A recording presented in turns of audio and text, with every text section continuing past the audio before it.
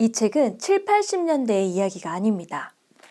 저와 동갑인 여성 타라가 쓴 자전적 에세이입니다. 공교육을 거부하는 편집증적인 부모 밑에서 자라다가 혼자 대학에 들어가고 케임브리지에서 박사까지 받은 이야기인데요. 그러면서 부모 밑에서 있을 때 자랐던 자기 세계가 완전히 무너지는 경험을 하게 됩니다. 그 혼란과 두려움이 고스란히 느껴지지만 또 한편으로는 부모의 그늘 아래 있었던 누구에게나 있을 법한 이야기입니다. 타라는 미국의 아이다호에서 남매 7명 중 막내로 태어납니다. 타라의 집은 벅스피크라는 산봉우리 아래에 있어요. 자연이 경이로운 곳이지만 그 아래에는 한참만 내려가야 다른 집이 있는 그런 외딴 곳입니다. 아버지는 폐차장을 운영하는데 여기에서 고철을 분리해서 팔아다 수익을 얻고 있어요. 또 아버지는 기독교의 한 교파인 모르몬교의 신실한 신자입니다. 부모님 두 분 다 정규 교육을 받았지만 이 독실한 신앙심으로 인해서 반정부적인 사고를 가지고 있어요. 정부가 교육, 의료 같은 서비스로 국민들을 세뇌시킨다라는 생각을 갖고 있어서 최대한 정부에 의지하지 않고 자급자족하는 생활을 만들어가려고 합니다. 그러면서 대표적으로 두 군데를 안 가는데요. 애들 학교를 안 보내고요. 병원을 가지 않습니다. 특히 엄마는 옛날 방식으로 산파를 계속하고요. 또 약초를 가지고 물약을 만드는 일을 합니다. 그래서 이 가족들이 폐차장에서 큰 사고를 당해도 심지어 교통사고가 나서 앞니가 다 부러지고 뇌에 큰 충격을 입어도 절대 병원에 가지 않아요. 집에서 그냥 엄마가 치료합니다. 또 아이들은 홈스쿨이라는 명목을 붙이지만 사실상 거의 공부는 하지 않고 아버지의 고된 노동을 도우면서 지냅니다. 심지어 집 지하에 방공호처럼 만들어놔요. 그래서 매일 통조림을 만들어서 쟁여놓고 돈을 벌면 그걸로 무기와 연료를 삽니다. 지구가 종말하면 우리 가족만 살아남을 거라고 믿고 있어요. 돈은 잘 벌지만 외부 사회와 왕래를 잘 안 하죠. 그러니까 타라에게는 보이는 이 세계가 전부인 거예요. 아버지의 눈으로만 세상을 보게 되죠.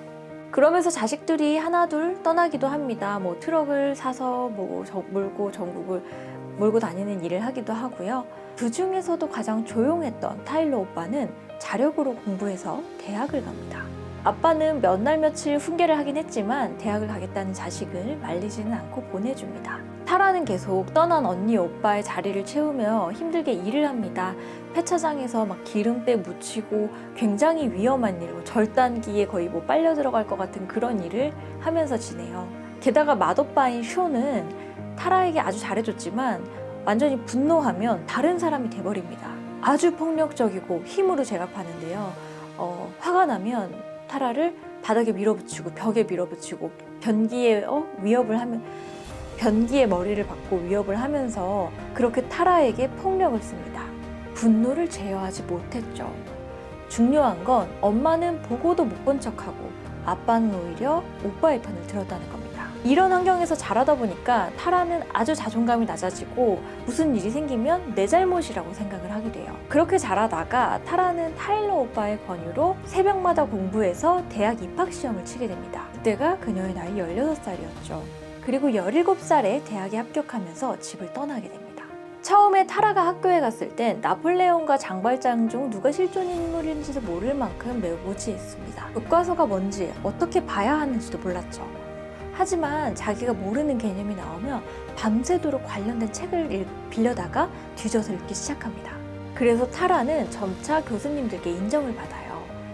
그러다가 교수님 추천으로 케임브리지에 석사를 하러 가게 되고 하버드와 케임브리지를 오가며 박사학위까지 마치게 됩니다. 타라가 배움을 시작하고 대학교에 가서부터는 다 꽃길이었을까요? 자신의 삶이 무너지고 세계가 깨지면서 타라는 매우 고통스러워합니다. 이제 가족들의 어떤 실체가 보이고 그러면서 가족들과 갈등을 겪게 되고 가족들은 급기야 타라를 받아주지 않습니다. 돌아갈 곳을 잃어버린 것이죠. 타라는 어떻게 했을까요? 가족들을 버렸을까요? 이해시켰을까요?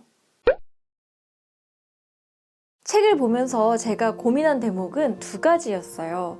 첫 번째는 배움은 왜 중요한가? 제목에서도 드러나고 또 타라가 실제로 말하듯이 타라는 배움으로 인해서 자신을 발견하게 되거든요. 그래서 저는 책을 읽기 전에 또는 초반에는 좀 배움이라는 단어가 불편했어요. 이게 약간 계몽이라는 느낌이 들면서 현대적이고 서구적인 기준이 아닌가라는 생각이 들었거든요. 넌 틀렸어. 이게 맞아. 넌 이걸 배워야 돼. 라고 재단하는 게 아닐까. 하지만 타라라는 사람이 배우기 전과 후에 겪은 것은 인간다움 그리고 자아에 대한 발견이었던 것 같아요. 부모님의 눈으로 세상을 보다 보니 내가 혼나는 이유도 내가 창녀같이 웃어서, 내가 창녀같이 예쁘게 사람들한테 보이고 싶어 해서 라고 생각하게 됐고, 나라는 존재에 대한 최소한의 존중이나 또 최소한의 안전에 대한 보장 같은 것도 받을 수 없었어요. 그런 사회에선 존재 자체가 목적이 되지 못하고 수단이 되는 것 같았습니다. 우리가 누군가에게 배움의 기회를 주어야 한다면 이러한 이유 때문이겠구나 라는 생각이 들었어요. 두 번째는 부모님의 그늘을 벗어나기가 얼마나 어려운가 하는 거예요. 타라는 공부를 하면서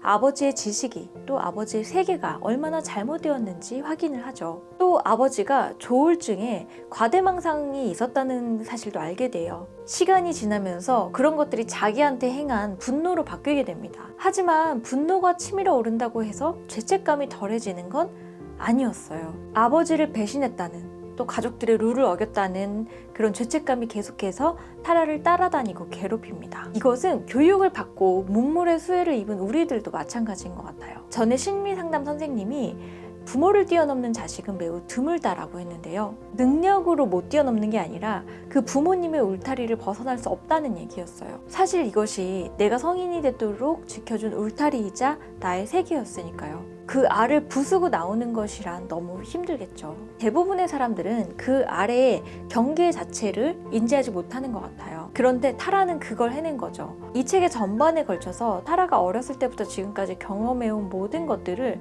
굉장히 덤덤하게 객관적인 입장에서 인지하거든요. 이게 대단하다는 생각이 들었습니다. 타라는 결국 이런 말을 해요. 당신은 누군가를 사랑할 수 있고 그러면서 작별을 구할 수도 있다. 타라는 가족을 너무 사랑했지만 자신을 평생 옥죄었던 폭력과 희생의 울타리에서 벗어납니다. 이 책이 사실 제법 두꺼운데요. 너무 재밌어서 제가 이틀 만에 다 읽었거든요. 언어를 초월해서 글 자체가 주는 너무 그런 두근거림, 정말 잘 썼다, 이거 너무 잘 읽히고 재밌다라는 글을 만날 때 정말 설레는 것 같아요. 앞에도 얘기했듯이 타라는 86년생, 저랑 동갑입니다. 이게 책의 초반에는 아주 옛날 옛적 얘기 같다는 생각이 들거든요. 미국이 노예 해방운동하고 막 그런 직후 같은 느낌마저 드는데요. 하지만 타라는 흑백 필름으로부터 천천히 걸어 나와서 지금 우리가 사는 세계에서 우리를 따뜻하게 위로합니다. 소설을 읽듯이 잘 읽히는 책입니다. 그냥 꼭 한번 읽어보세요. 누군가를 함께 위로하고 또 타라와 함께 용서하면서 마음이 치유되는 그런 경험을 할 수 있었습니다. 배움의 발견입니다.